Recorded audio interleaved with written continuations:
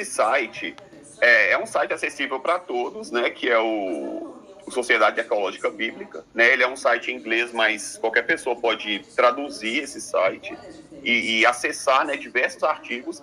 E a gente tem um aí, ó, que foi até revisado, né? É um artigo um pouco mais antigo, mas ele foi revisado aí esse ano, em 2024. E ele fala um pouco sobre esse achado aí, que é muito importante, da Estela de Tel Dan. Aí eu queria ler aqui rapidinho, só para a gente começar a ter uma introdução de como que dentro da academia é vista essa questão, né?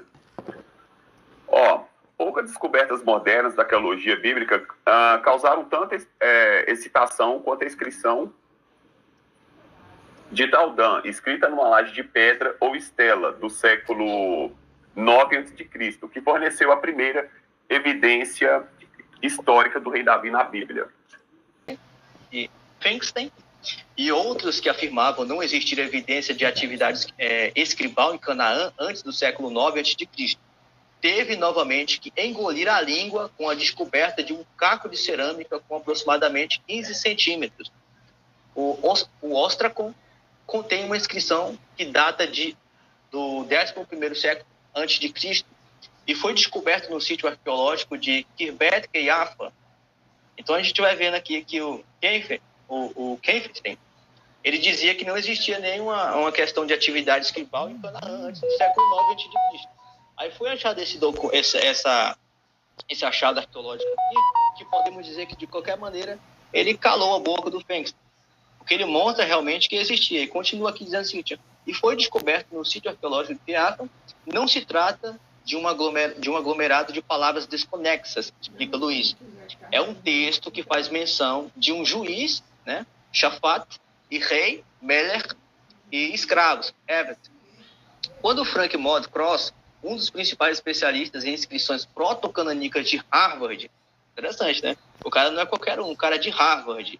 As pesquisas aqui, tudo ele diz assim, um dos principais especialistas em inscrições proto-cananicas de Harvard examinou o Ostracon e a inscrição.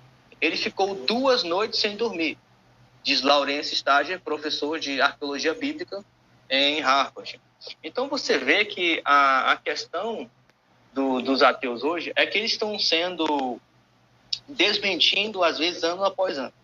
Durante o nosso século agora, a gente tem visto que a arqueologia ela tem ajudado muito nessas questões de início de estudo científico sobre aquelas questões, de achar os achados arqueológicos, que, ao meu ver, se você for pegar a arqueologia para outras civilizações, para estudar outras coisas, você não vai obter muita coisa.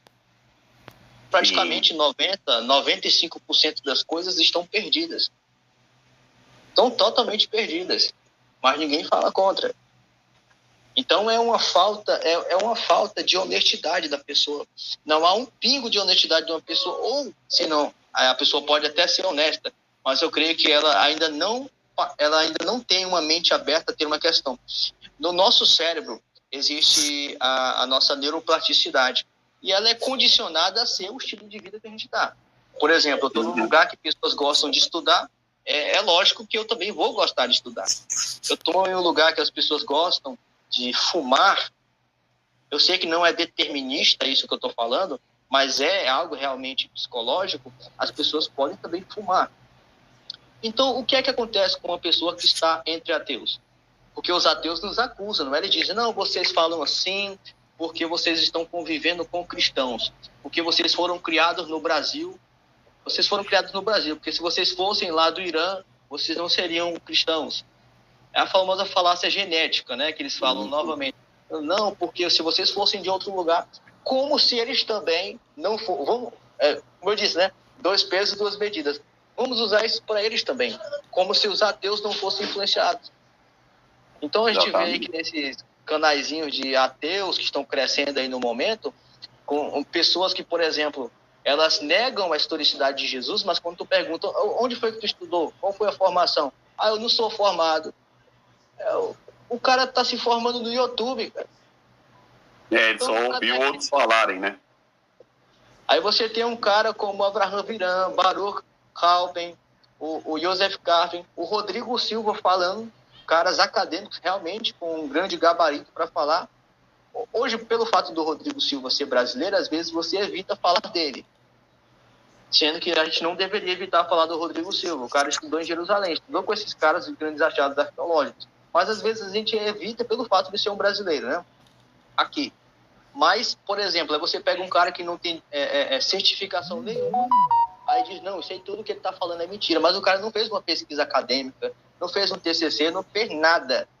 E fica dando uma de sabe-chama aqui na internet. E outra coisa, quando eles se reúnem no grupinho deles, cara, eles acham que sabem de tudo.